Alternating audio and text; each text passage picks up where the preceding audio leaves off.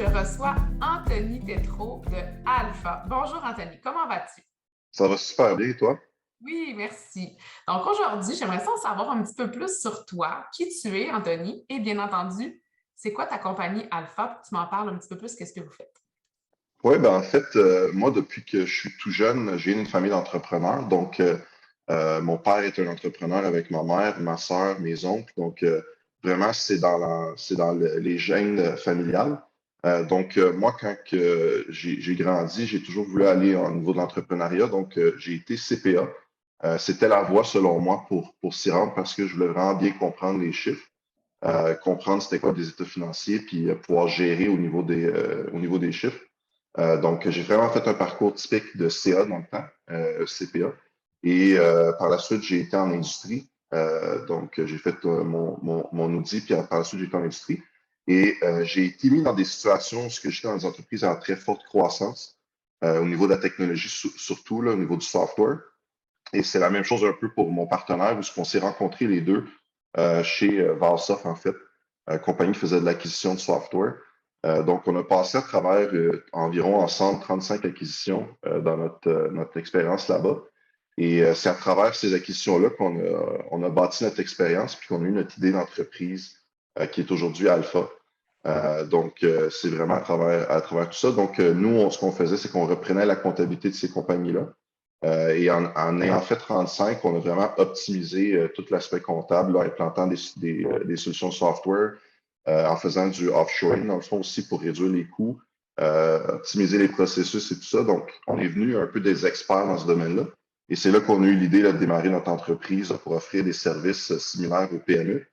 Depuis le 1er mai l'année passée, donc ça fait un peu plus d'un an, on offre ces types de services-là.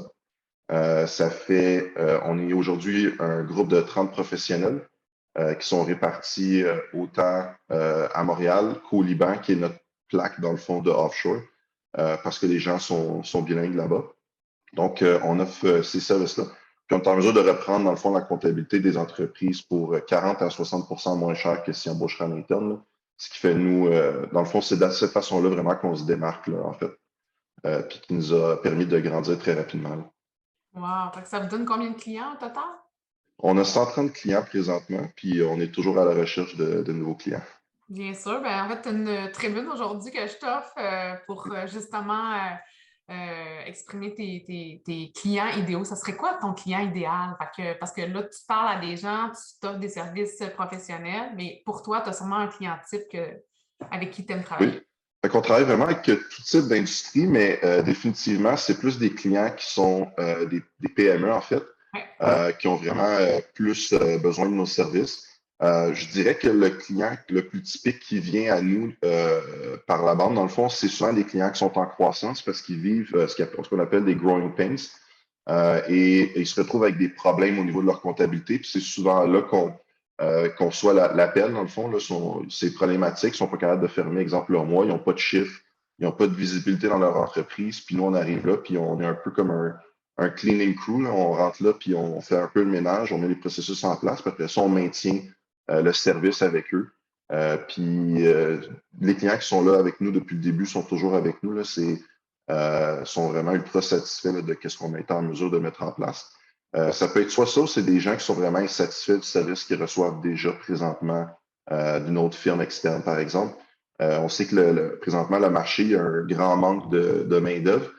Ça n'épargne pas non plus le monde de la comptabilité, puis c'est ça qui fait en sorte qu'on se démarque beaucoup. Nous, on n'a pas de problème à ce côté-là. On a des gens, dans le fond, offshore qui sont en mesure de remplir des rôles très facilement. Donc, on n'a jamais de problème de bandwidth là, qui affecte présentement nos compétiteurs, en fait, là. OK. Fait que dans le fond, en gros, tu offres, mettons, autant de la tenue de livre que euh, les services de CPA, donc de terminer des mois, de faire des DAS, de faire aussi, par exemple, les états financiers à la fin de l'année. Donc, tu es capable d'offrir tout ça, c'est ce que je comprends. Oui, effectivement, dans le fond, effectivement, on passe de tenue livre jusqu'à CFO Consulting, là. Donc, on est même, par exemple, je suis CFO d'une compagnie publique qui est basée à Toronto. Donc, on a ces services-là pour des compagnies autant au Canada, aux États-Unis qu'au UK. On a même un nouveau client en France aussi en ce moment. On est quand même assez international de par notre expérience. mais on est capable aussi d'offrir une grande gamme de services. Là. Fait qu'on peut faire ça. On aide des compagnies aussi à faire du M&A. Donc, on a conclu une acquisition avec un de nos clients, ça fait 15 jours en fait. Donc, on fait du DD, on peut faire l'implantation du système, n'importe quel type de système comptable, CRM et ces choses-là. Donc, vraiment, on remplace un département comptable de A à Z. On fait des avis au lecteur. Donc, la seule chose qu'on touche vraiment pas, c'est l'audit, les examens. Étant donné qu'on a les mains un peu dans la poutine et qu'on fait la comptabilité, par souci d'indépendance, on ne pourrait pas se auto-vérifier. Mais c'est vraiment la seule chose qu'on ne touche pas. Là. Donc, ça, c'est vraiment un super bénéfique aussi pour nos clients, cet aspect-là. Parce qu'on est vraiment, à chaque fois qu'ils ont un besoin, on devient un peu un one-stop shop là, pour répondre à leurs besoins. Ouais, mais en fait, moi, en faisant du coaching, je te confirme que je vois beaucoup de besoins en croissance. C'est exactement ce que tu disais tantôt. Fait que j'ai beaucoup de clients qui grossissent et qui se disent, OK, est-ce que j'embauche quelqu'un à temps plein? Est-ce que je m'en vais avec une firme externe? Fait que souvent, le conseil que je vais donner, c'est justement de dire, OK, commence avec une firme externe. Si tu vois que le besoin devient un peu plus grand avec le spécialiste, parce que moi, je suis une généraliste, le spécialiste comme toi va dire, OK, ben peut-être que là, on est rendu à un point où est-ce que tu as de la job pour du temps plein, puis là, tu t'embauches quelqu'un à l'interne. Puis encore là, souvent, on a besoin d'une ressource comme toi pour des expertises plus définies, plus précises. Fait que je vois très bien ta force dans un écosystème de PME, puis aussi, bien entendu, dans une compagnie en croissance, assurément. Oui, parce que souvent, la problématique d'une entreprise comme une PME, c'est qu'ils n'ont pas les moyens d'embaucher 28 personnes qui vont faire des jobs spécifiques. Souvent, ils ont le budget ou ils ont la grosseur pour avoir un bookkeeper, un contrôleur, puis ça s'arrête là, mais ils ont des besoins de CFO.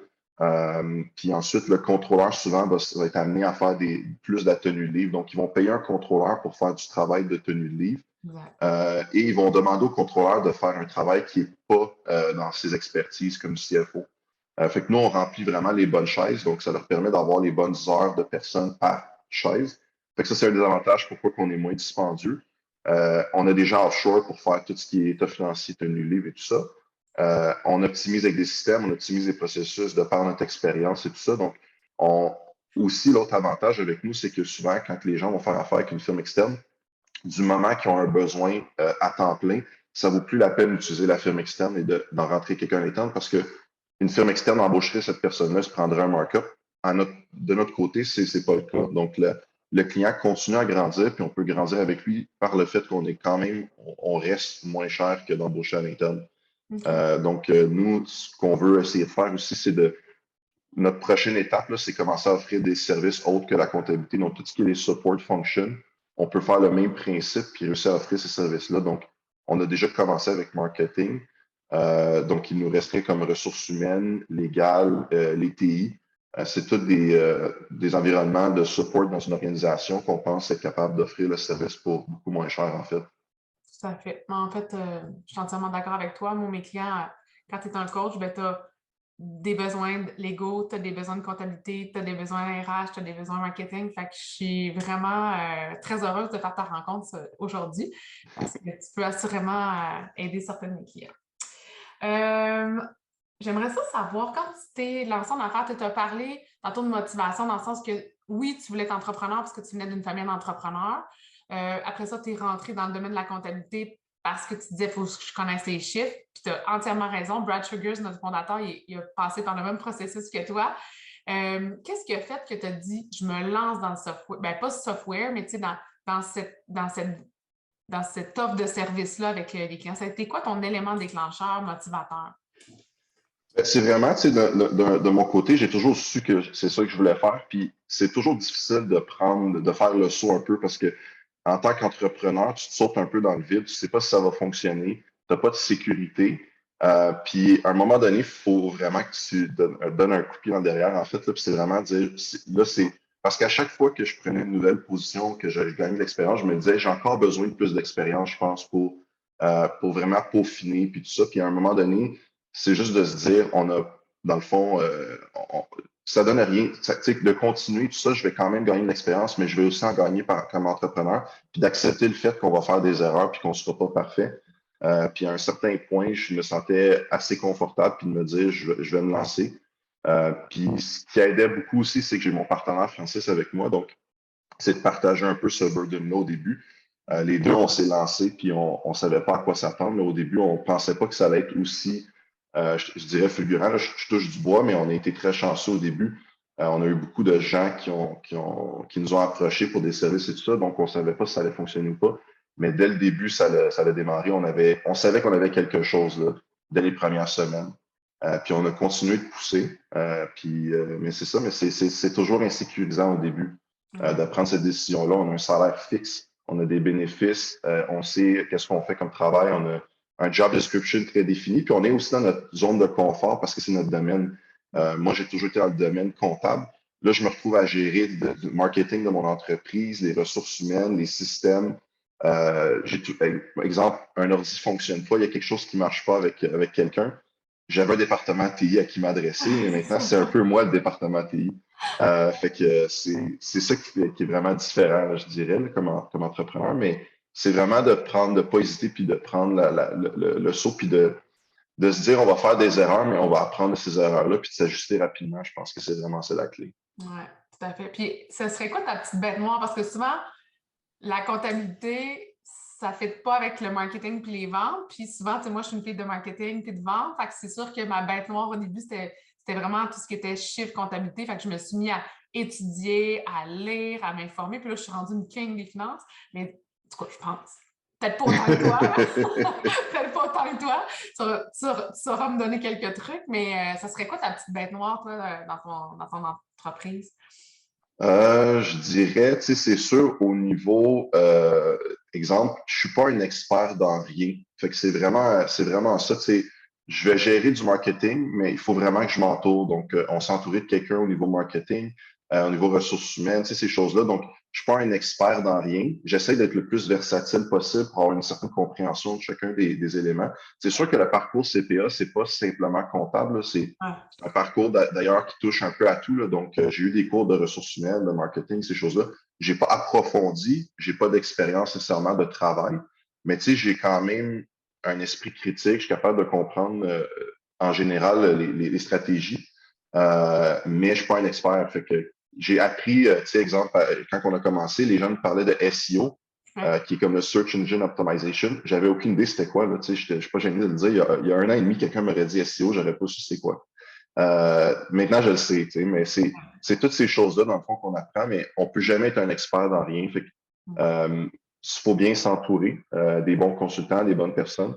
Ce que je crois qu'on a fait.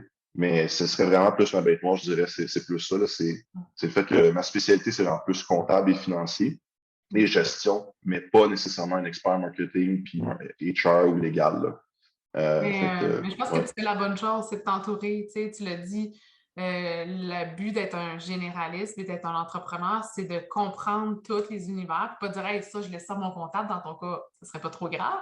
Mais souvent, c'est ce qu'on se dit, ah non, moi, les chiffres, j'aime pas ça, puis je laisse ça à mon comptable. Oui, mais c'est ta business. Il faut que tu comprennes. Toi, même chose, de dire, OK, un marketing, je suis pas le spécialiste pour acheter de l'optimisation, puis des Google Ads, puis tout ça, puis c'est quoi les bons mots-clés. Fait que tu vas travailler avec des spécialistes qui vont t'aider, mais au moins, tu comprends maintenant c'est un peu c'est quoi le concept. Fait que c'est tout à ton exact. honneur, puis c'est un très bon conseil qu'on partage aussi avec les autres entrepreneurs qui écoutent la vidéo aujourd'hui, parce que pour vrai, c'est ça la clé. Faut pas que tu sois vraiment un expert. Si tu l'es, c'est correct, mais développe tes autres skills aussi. C'est pas besoin, exemple, un entrepreneur de savoir comment comptabiliser certains trucs, mais de comprendre le fonctionnement d'un bilan, d'un cash flow, des résultats, c'est vraiment important.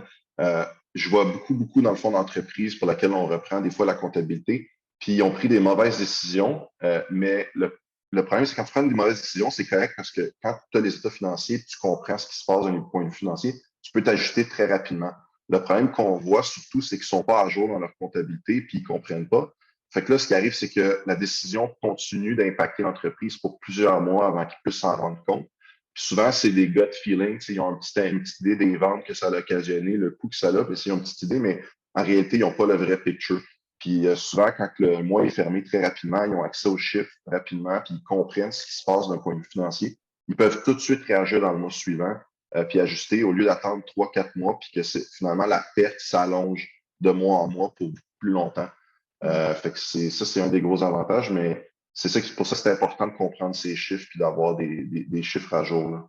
Non, mais en fait, c'est un bon point parce que dans mes questions plus tard, j'allais te demander ça serait quoi un bon conseil que tu donnerais à un entrepreneur qui vit un chaos semi-contrôlé, puis qui là, il faut qu'il gère sa croissance parce que c'est souvent ça. Fait que je pense que ton truc de suivre tes chiffres à tous les mois pour voir s'il peut arriver quelque chose, c'est un excellent truc, là. Fait que je sais pas si tu as un autre conseil, vu que je te pose la question Oui. directement, ça serait Ben, quoi? c'est ça, définitivement, c'est dans le fond, surtout s'il y a il y a des changements, il y a des choses qu'on met en place, des nouvelles choses, c'est de pouvoir mesurer la performance de ces choses-là. Donc, exemple, une nouvelle acquisition qui a été faite, c'est tellement important d'avoir tout de suite les chiffres pour voir, parce que quand on fait une nouvelle acquisition, on veut aussi, on prévoit faire des changements dans cette entreprise-là, parce qu'on pense pouvoir l'optimiser puis générer plus de valeur que ce que l'ancien propriétaire pouvait faire avec. Mais là, c'est vraiment encore plus important de mettre ces choses-là en place rapidement et de pouvoir les mesurer pour voir l'impact que ça a eu. On rentre, exemple, une nouvelle chaîne de production. On embauche des nouvelles personnes en vente ou en marketing. Toutes ces choses-là peuvent toutes se mesurer, mais c'est pour ça que c'est important de rapidement avoir les trucs en place, les mesures, les rapports et de mesurer pour pouvoir prendre des décisions par la suite. Fait que ça, c'est définitivement un bon conseil. Sinon, un conseil peut-être plus au niveau, comme deuxième conseil, au niveau de la gestion. Quelque chose que j'ai appris assez facilement, c'est que des fois, c'est très difficile de let go sur des gens, exemple, qui ne fit pas nécessairement dans l'entreprise, mais que ça fait longtemps qu'ils sont là puis qu'ils amènent une certaine stabilité. Mais une fois que la décision est prise, souvent, ce qu'on se rend compte, c'est que ça fait une énorme différence dans une entreprise, dans le fond. Fait, moi, c'est quelque chose aussi dans notre culture, là, on veut avoir ce qu'on appelle des HP, là, des High Performing Employees, donc des employés qui performent très bien, et vraiment let go de ceux qui sont moins performants pour tout le temps, constamment augmenter le niveau de notre entreprise. Puis souvent, c'est de prendre des décisions rapidement quand quelque chose ne fonctionne pas avec un employé, de prendre rapidement la décision. Parce que souvent, on reste dans notre zone de confort, puis c'est très humain, là, on veut rester dans notre zone de confort. Puis là, ça nous sort de notre zone de confort, on prend des risques, mais c'est souvent les risques, c'est là que ça paye souvent. Puis euh, c'est jamais une mauvaise décision de se départir de quelqu'un qui est moins performant, puis qui fonctionne pas avec notre entreprise ou qui ne fait pas avec la culture. Euh, Short term, ça peut devenir un problème, mais long term, c'est définitivement gagnant. Ça serait un des gros conseils que j'aurais donné. Trop souvent, je pense que même dans toute ma carrière, j'ai trop hang-on sur certaines personnes que j'aurais peut-être pas dû. Puis ça a impacté tout le monde, en fait. Ouais. Hire slow, fire fast. Exact, oui. Mais tu as entièrement raison. Puis dans mon passé aussi, j'ai vécu ça. Puis c'est aussi même ta crédibilité d'entrepreneur et de gestionnaire avec tes autres employés. Ça l'impact parce que si tu gardes une mauvaise ou une, pas dire une forme pourrite, mais quelqu'un qui a un impact négatif sur les autres, ben oui, c'est négatif sur leur productivité, mais aussi sur la perception qu'ils ont de toi comme leader. Fait que si tu veux être un leader inspirant puis avoir un bon leadership, ben, c'est de prendre ces décisions-là avec beaucoup de courage, mais qui va être pour le mieux de toute ton équipe au complet. Fait que, ouais, je pense Exact. qu'on l'apprend, des fois, on l'apprend vivant, hein, fait que Oui, ça parce que fait partie de notre cheminement. ouais, c'est ça, parce que souvent dans une entreprise, tu vas avoir des gens, des high performing employees, des low performing employees, puis des average. Puis souvent, ce qui arrive, c'est que si tu permets certains comportements à de tes low performing employees ou que tu acceptes le fait que tu as des low performing employees, les gens qui sont dans le milieu, qui sont tes average, qui est la majorité de tes employés, vont tous devenir des low performing employees parce qu'ils ne voient pas le besoin de faire des efforts supplémentaires pour devenir un HP. Puis souvent, c'est de récompenser ces gens-là qui sont des HP, puis de let go les LP. Ça pousse toute ton entreprise.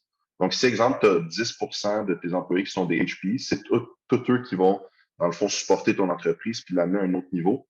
Mais si tu récompenses bien, puis ta majorité de tes employés qui sont le 80 veulent devenir des employés performants, ils vont tous pousser vers ça. Ben là, tu es à 90 d'employés qui poussent, donc tu es 9 fois plus compétitif puis plus fort, dans le fond, que si tu avais le comportement antérieur. Là. Très bien, c'est très inspirant. Merci. J'adore ça. La pandémie, tu sais, toi, tu t'es lancé en pleine pandémie. Ça serait quoi, à ton avis, l'impact que ça a eu sur tes opérations? Puis aujourd'hui encore, ça serait quoi les bénéfices par rapport à cette période-là qui a été plus difficile pour certains entrepreneurs? Moi, je dirais que ça a été dans le fond, on s'est lancé en plein milieu de la pandémie, puis je dirais que ça a été vraiment, ça n'a pas été calculé comme ça, mais ça a été vraiment bénéfique pour nous. Je pense que si on se serait lancé 3 ans ou 4 ans plus tôt, ça l'aurait moins été. Parce que nous, on travaille de façon virtuelle. Donc, on n'est pas assis à côté des gens. Puis souvent, les gens, il y a peut-être 3 ans, avaient le comportement de dire, mon contrôleur, je le veux assis à côté de moi parce que j'ai des questions. On a des factures papier. Puis la pandémie, elle a forcé les gens à travailler virtuellement de la maison, à changer les processus, à implanter des choses plus virtuelles. Puis ça a fait en sorte aussi que les gens acceptent le fait que les gens ne sont pas nécessairement toujours assis à côté d'eux. Euh, donc, nous, quand on avait un pitch avec un client, ça devenait vraiment plus facile parce qu'il était déjà vendu au fait que le travail virtuel était possible parce que ça se faisait. Tandis que si on aurait été 3 ans avant, il aurait probablement dit c'est impossible, je ne peux pas donner ça de façon virtuelle. Fait qu'on a toujours encore des gens qui croient que c'est impossible, puis qui vont continuer de croire qu'il y a besoin de quelqu'un assis à côté d'eux. Mais je dirais que ça l'a grandement aidé de notre côté pour tous nos services, là. Surtout qu'on avait des gens qui étaient offshore. Donc, les gens étaient vraiment plus, dans le fond, ouverts à cette option-là. Ce que je dirais, par exemple, pour les autres entreprises, c'est sûr qu'on a beaucoup de clients qui sont dans des domaines, par exemple, au niveau de la restauration, de l'industrie, plusieurs types d'industries de services aussi qui ont vraiment été grandement impactés. Je vois vraiment une différence entre ceux qui ont été rapides à s'adapter, à trouver d'autres moyens, dans le fond, de performer. Tu sais, je peux penser à l'exemple d'un de nos clients qui avait un restaurant, dans le fond, qu'on pouvait s'asseoir, qui a développé un concept durant la pandémie parce qu'il ne faisait pas d'argent. Il a développé un concept pour du take-out. Puis aujourd'hui, c'est sa business take-out qui fonctionne le mieux. Puis c'est vraiment en ce moment, on est en train de regarder pour ouvrir des franchises, par exemple, avec lui. Donc, c'est le vraiment typique qu'il a pris un problème, puis il a regardé où ce que la tendance s'en allait à cause du problème, puis s'est adapté très rapidement. Fait que ça, c'est un des exemples de clients que ils ont vraiment profité un peu de la pandémie pour se lancer dans quelque chose de différent. Puis on a d'autres clients aussi un peu dans la même situation qui ont agi rapidement. Donc, c'est vraiment ceux qui ont été impactés, qui ont passé du temps plus, je dirais, à chialer de leurs conditions, à pas essayer de trouver des solutions, puis à changer les choses rapidement et à sortir de leur zone de confort. C'est eux, au final, qui ont été, je pense, les grands perdants dans la pandémie, comparativement à d'autres gens qui en ont profité. Ouais, ouais, je suis dans le même basket que toi. Fait que, tu sais, c'est sûr que derrière chaque épreuve, il y a toujours une opportunité, il faut la saisir quand elle passe. Puis comme tu dis, ben, faut regarder le verre plus plein que vide. Fait que si tu le vois qu'il y a un potentiel, puis comme ton client restaurateur, tu sais, il y en a plein qui ont fermé, mais comme lui, il en a ressorti gagnant, puis aujourd'hui, ben, il va faire des bonnes affaires. Fait que tant mieux. C'est important de le voir. Quand tu travailles, en fait, tu es quand même jeune, tu as passé par le monde corpo, tu es maintenant entrepreneur, tu as fait des apprentissages en affaires, mais aussi dans la vie. Ça serait quoi, à ton avis, les apprentissages que tu as faits de tout ça, cette évolution-là comme personne, autant l'homme d'affaires que l'humain aussi, qui est... Il y en a énormément, là. Ça, je pourrais passer des heures, je pense, à parler d'apprentissage. Puis c'est vraiment important, dans le fond, de sortir souvent. Ce que j'ai le plus appris, je dirais, là, c'est euh, pour progresser en tant que personne là, dans une entreprise, il faut que tu sortes de ta zone de confort. Donc, de faire puis de rester toujours dans le même travail, toujours faire les mêmes choses. C'est humain de toujours vouloir rester dans sa comfort zone. Tu sais, c'est humain de vouloir toujours faire les mêmes choses puis de rester dans quelque chose qu'on est confortable puis qu'on se sent bon puis qu'on est capable. C'est très déstabilisant de vouloir aller faire des choses qui sont hors de notre comfort zone, pour lesquelles on n'est pas encore bon, mais c'est là qu'on apprend. Donc, souvent, c'est de faire l'effort. Donc, moi, je dis souvent aux gens, il faut que tu sois confortable de te sortir de ta zone de confort. C'est un peu ironique, mais c'est vraiment ça. Fait que si quelqu'un veut progresser dans sa carrière, je pense que c'est la chose la plus importante, c'est de toujours vouloir pousser pour faire des choses différentes, puis de se sortir de sa zone de confort. J'ai fait des erreurs, puis il faut accepter le fait de faire des erreurs, puis pas se décourager au début. C'est difficile, des fois, on se remet en question, sa confiance en prend un coup. Mais c'est d'accepter le fait qu'à chaque erreur qu'on a fait, c'est d'apprendre de ça, puis de les partager aussi. Puis d'accepter que les autres fassent des erreurs, puis d'apprendre de leurs erreurs aussi. Fait en sortant de sa zone de confort, ça t'oblige à faire des erreurs. Puis c'est ça qui est difficile. Un être humain souvent veut rester dans sa zone de confort puis pas se donner plus de problèmes. Mais si on veut progresser, c'est définitivement quelque chose qu'il faut faire. Je dirais une autre des choses importantes, c'est que le travail d'équipe est tellement important. C'est très difficile d'accomplir quelque chose seul. d'accomplir en équipe, si tout le monde travaille ensemble, ça se fait beaucoup plus facilement. J'ai tellement par exemple, des compagnies pour lesquelles j'ai travaillé où on travaillait beaucoup plus en équipe que pas en équipe. Puis les choses se faisaient tellement plus vite. C'était comme 10 fois plus vite. C'était la nuit et le jour. Le jour et la nuit, dans le fond, entre les deux. Travailler d'équipe est tellement important. Puis d'avoir du feedback, puis de toujours faire en sorte d'accepter le feedback des gens, dans le fond, d'un employé, puis d'essayer de promouvoir ça, de recevoir du feedback pour constamment t'améliorer et d'en donner aux autres aussi. Des collègues de travail, de leur dire quand tu penses qu'ils ont fait quelque chose qui est prêt à améliorer. C'est toujours dans l'optique au final, il faut que les gens l'acceptent comme étant, cette personne-là me donne du temps pour moi pour que je puisse m'améliorer. Donc, c'est pas parce qu'elle veut être négative avec moi, c'est parce qu'elle essaye de faire en sorte que je m'améliore. Puis souvent, dans une entreprise, il faut voir ça comme une équipe de travail. Donc, si tu veux que ton équipe performe comme une équipe de hockey, tu veux que chaque athlète dans ton équipe soit au maximum de sa forme, puis performe au maximum si tu veux gagner. C'est un peu la même chose dans une entreprise. Là. Fait que donner les feedbacks, aider tout le monde, puis essayer de faire en sorte de pousser l'équipe pour qu'elle performe au maximum, c'est ça qui va te permettre d'accomplir beaucoup de choses. Je pourrais continuer pendant des heures. Là, fait que, je suis pas certain que tu avais d'autres questions, mais Oui, je dirais que c'est pas mal les principales. Oui. Oui, en fait, je veux, tu sais, t'es tellement, pour vrai, tous mes concepts que j'applique avec mes clients, que j'enseigne aussi avec eux, sortir de sa zone de confort, si tu as peur de quelque chose, fais-le. Tu sais, tu es vraiment intuitif ou tu as été coaché, je ne sais pas. Est-ce que tu utilises des ressources autour de toi pour te faire devenir un meilleur gestionnaire, un meilleur entrepreneur? Comment tu te développes? C'est sur quoi que tu te bases pour continuer de toujours t'améliorer? C'est sûr de m'entourer de personnes aussi qui ont vécu des situations, qui ont des expériences différentes de la mienne, puis d'apprendre de leur situation. D'avoir travaillé dans certaines entreprises qui m'ont permis de côtoyer aussi des gens qui étaient des entrepreneurs chevronnés, dans le fond, qui m'ont vraiment aidé aussi à comprendre certaines choses. Mais je dirais aussi lire des livres. Tu sais, c'est vraiment, ça peut être aussi simple que ça. Je sais que c'est très trendy et tout, là, mais on apprend beaucoup dans les livres de certains entrepreneurs, certaines expériences de personnes. Puis chaque personne une vision différente des choses. Mais après ça, c'est de faire ta propre vision à travers tout ça. Mais une fois que tu es exposé à toutes ces choses-là, tu peux prendre le meilleur. Moi, ce que je fais, c'est que souvent, j'essaie de prendre le meilleur de chacun, puis j'essaie de l'appliquer du mieux que je peux. Fait que je dirais que c'est un peu un mélange de tout ça. Puis le fait de sortir de sa zone de confort, puis de se lancer dans certains trucs, c'est là qu'on apprend le plus. Puis j'ai appris, je parle de beaucoup de choses à faire, mais c'est parce que j'ai appris de beaucoup d'erreurs que j'ai faites aussi par le passé. C'est de la musique à mes oreilles parce qu'on enseigne la formation continue, puis c'est tellement important de développer ton être autant que ton faire pour avoir plus. Fait que c'est be fois do égale have. Fait que inculques, non pas inculques, dans le fond, tu es vraiment ce modèle-là pour moi, fait que c'est parfait. Dernière question, est-ce que tu as un dicton, une certaine citation motivante que tu utilises ou que tu aimes souvent utiliser dans ton quotidien ou avec ton équipe? Dans le fond, en fait, nous, notre quote qu'on utilise en fait à Alpha, c'est celle de Michael Jordan. J'ai été un gros fan de la série The Last Dance qui est passée sur Netflix. Oui.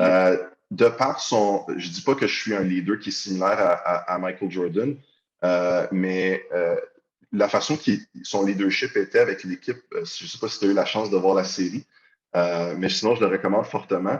C'est quelqu'un qui a vraiment poussé son équipe au maximum. Dans le fond, lui, ce qu'il voulait, c'était gagner. Puis pour gagner, il voulait que tout le monde. Tu peux pas gagner seul, dans le fond. Michael Jordan ne pouvait pas gagner les championnats tout seul. Il avait besoin de l'expertise puis des forces de chacun. Mais il fallait que chacun soit au summum de sa forme puis du travail en équipe, dans le fond. Fait que c'était un leader qui était très, très directif, qui poussait son équipe vraiment, peut-être des fois, peut-être trop, mais ça faisait en sorte que tout le monde était accountable, tout le monde avait pas le choix de pousser parce que lui donnait l'exemple et poussait, mais il poussait tout le monde, dans le fond, vers la victoire. Puis c'est ce qui a permis, dans le fond, de remporter ces 5 championnats.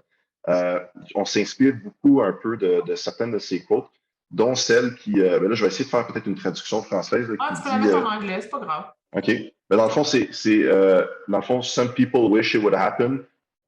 Some people want it to happen, some people wish it would happen, and some people make it happen. Puis nous, ce qu'on dit, ce qu'on rajoute à cette quote-là, c'est make it happen. Fait qu'on veut vraiment, dans le fond, c'est souvent de dire j'aimerais tellement ça qu'on puisse faire ça, j'aimerais ça qu'on aille dans cette direction-là, mais on met jamais les choses en place pour pouvoir s'y rendre. Fait que nous, c'est vraiment notre motto un peu, c'est de dire faisons-le. Comme si on veut le faire, ben get it done. Puis c'est un peu ça qu'on a mis en place. Je dirais que c'est notre quote fétiche. Là. Ouais. Ah, c'est parfait. Je t'enverrai une petite vidéo un peu plus vieux, moi aussi, que c'est ça. C'est tu as des problèmes, tu veux pas le faire, t'hésites, mais fais-le. C'est ça la clé. C'est ça. Exact. Vraiment. Ben, merci infiniment, Anthony, aujourd'hui. Ça a été un réel plaisir de faire ta rencontre. Fait que je vais inviter les gens à consulter ton site web, d'aller voir aussi ton profil pour voir quel service que tu peux leur offrir avec ta belle équipe. Fait que bravo encore pour ton initiative de t'être lancée puis d'avoir osé faire le premier pas puis d'avoir sorti ton nid pour te lancer en affaires. Fait que merci encore aujourd'hui puis on se revoit bientôt à ce moment.